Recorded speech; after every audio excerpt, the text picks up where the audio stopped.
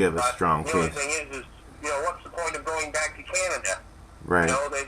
It's restricted. There's no hemp research going on there at all. So I'm probably better off over here in Europe. At least they are doing some research over here. Yeah, I was going to say, most of Europe does seem to have a bit different attitude towards cannabinoid drugs. Would you, Oh, they're much more open-minded over here. while you're spending time in Europe now, are you seeing any promising companies working to make cannabinoids available to those who may need it? Well, what I'm trying to do is I've been in touch with several research groups over here. There is, like I said, there's a fair bit of research going on. So I'm hoping to try to get involved with these groups very shortly. Have I you? just wrote the book. I wrote the manuscript for the book about this whole thing. Great. And so I'm doing some articles now. I just sent out 2 articles to Weed World today in England. Uh-huh. So I'm hoping I'll be able to sustain myself. Great. The damn problem with this is it's all so simple, brother. Mm-hmm. Like when I do these big internet things, and the same thing when I do these seminars, I tell people, I said, don't believe a word I'm saying. Simply go out and take 1 ounce of that bud, make the oil from it, and go put it on a diabetic ulcer or skin cancer and watch what happens. Yeah. Anybody can prove it. Yeah. Yeah. It's absolutely apparent that in the West, at least, it really is about revenue and profits, and profits are far more important than life, is it not? Oh yes, it's North America. I think is probably about the most corrupted place on earth. Mm-hmm. It's just awful what's going on over there, and I don't know what's going to happen, but the longer this truth is kept from the people, the worse the mood that they're going to be in the end. Yeah. So I don't know what's going to happen. Yeah, that's a scary I thought. just hope people don't go. Well, I just hope that I don't want to see anarchy, and I don't want to see people out there trying to seek retribution. Mm-hmm. Because the truth is, we're all guilty in this. We've all sat there and we've watched the governments take our rights away, and none of us had done a thing. It's true. That's true. So, a good part of the reason we're in this position is because we did nothing ourselves. It's a good point. And, the fact is, Rick, you have found the cure for cancer, and it must be incredibly frustrating to be treated this way. To be run out of your own country. It's really simple to see who's doing the right thing, It really is. Well, I never ever claimed that I found the cure for cancer. Well, what I tell people is that they've known how to cure cancer for about 150 years. right. And that's the absolute truth. Mm-hmm. They have known.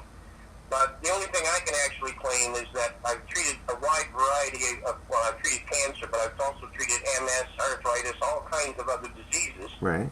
And this oil just works magic, So the only thing I can actually say is that I'm the first one to actually go out and treat a wide variety of conditions and report my findings openly to the public. Great. Right. When did you actually first make your first batch of hemp oil?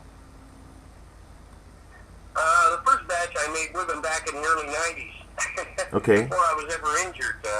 Because back in the 80s, I used to eat a little bit of hash. Uh-huh. And I found I liked eating hash. Yeah. So I started looking into ways that you could, instead of smoking it, maybe, make your own hash and Sure. possibly make your own oil. Great. Well, I did make my own hash, and it worked out very well, but the first time I made the oil, I ruined about about 2 pounds of very, very high-grade bud. Oh. And, totally ruined it. Right.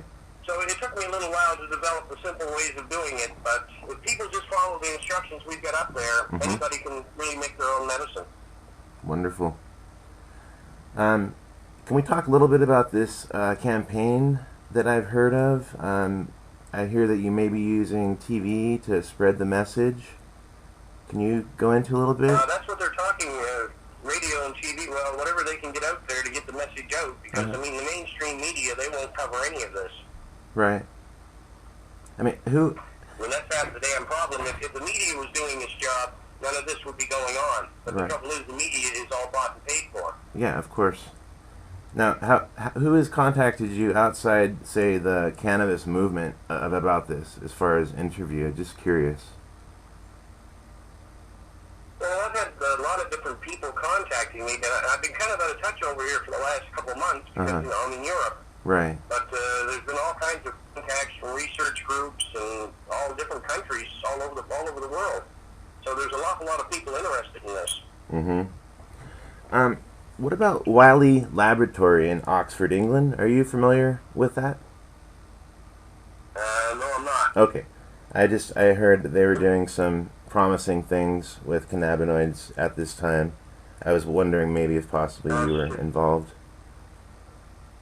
See, Weed World, the big hemp publication out of the UK, has been one of the biggest supporters of this. Uh-huh. So we've got a lot of support in England, for cannabinoids in medicine. Mm-hmm. Great. Well, I just can't imagine why anybody would be lunatic enough to ever take the cannabinoids out of medicine in the first place. Yeah, it doesn't make any sense. It doesn't. It does if you want to turn a profit, I guess. Yeah. Well, like I said, if life becomes more important than money, I guess that does happen. Well, this is what gets me today. I mean, when you look, just like the doctors, the Hippocratic Oath, first do no harm. I shall not administer poisons. But you go to a doctor today, the first thing they give you is liver toxic chemicals, in other words, poison to the liver. And then they got the nerve to treat people with cancer with chemotherapy and radiation. Mm-hmm. I mean, those are carcinogenic treatments. They cause cancer. They don't cure it. Yeah, and they cause... There's our medical system. Aren't they doing a great job? Right. Yeah, and the truth is, most doctors themselves, if they get cancer, they wouldn't take such treatments themselves because they know better. That's right. That's right. I heard something about a movie possibly in the works. Is that reality, or is that something that's just being talked about? Well, there's been talking. I've had 2 or 3 contacts from people that wanted to do screenplays and all of this, and I was High Times. They wanted me to write the book for this. Mm-hmm. So I wrote the book, but I just got a copy of their agreement, and it really doesn't read the way I like. Like they're talking 18 months to 18 months before the book comes out. Oh. And my object is to get this out much quicker than that. Get the information to the people. Right. So I don't think I'll be going for their deal. Okay. The book is written. Okay. What are your alternatives? Well, I'm thinking if I can swing it somehow or another, I might even put it up on the internet. Yeah. For nothing. Wow. Just to get the word out there. Uh-huh. I don't know if we can swing it or not, because like I said, money's very tight. Yeah. But if not, I'm looking at publishers over here that possibly could do the job, and we'll get it out to the public one way or another. Now, we would like to make sure that we know if people were to donate to the cause and donate to helping you along with where you're at and what you're doing. Where would we send money, and where would our readers send money? Where would you prefer? Well, they would just send it into Phoenix Tears, and then they can, they have a PayPal account there that they can donate into. Okay. And then they should, they'll send the money across to me. I mean, I've been keeping very busy over here. I've done 2 seminars in the Czech Republic in December. Uh-huh. And then I just spoke at the Reflex Cup in Prague on the 21st of January. Great. And I think they want me in Spain next month for Spectabus. Mm-hmm. And there's several neighboring countries around here that want me to come and do seminars. So it looks like they're going to keep me busy over here for quite some time. Sounds like you're well needed. That's for sure. Well, the medicine's needed. Yes. I'm just a messenger, that's all. Yeah, isn't it? People try to blow this all out of proportion, like, they try to make me out to be some kind of big hero. Uh-huh. I mean, I'm just the same as any other medicinal user. I need this damn medicine, and I need access to it. Right. And the country where I live won't give me that right. And, yeah, it seemed that years ago Canada was much more friendly towards this issue. It's kind of strange to us down here to hear stories like this and stories like of Mark Emery. I mean, we know what the DEA does here. We're just not really used to hearing of it, happening outside of, our country in such a in-your-face sort of way. It's unfortunate that Canada... It's pathetic what's going on in Canada, but Mark Emery himself is his own worst enemy. I contacted Mark Emery about this back in 2003, 7 years ago, and he didn't do a damn thing. And when you say this, and you're in reference to...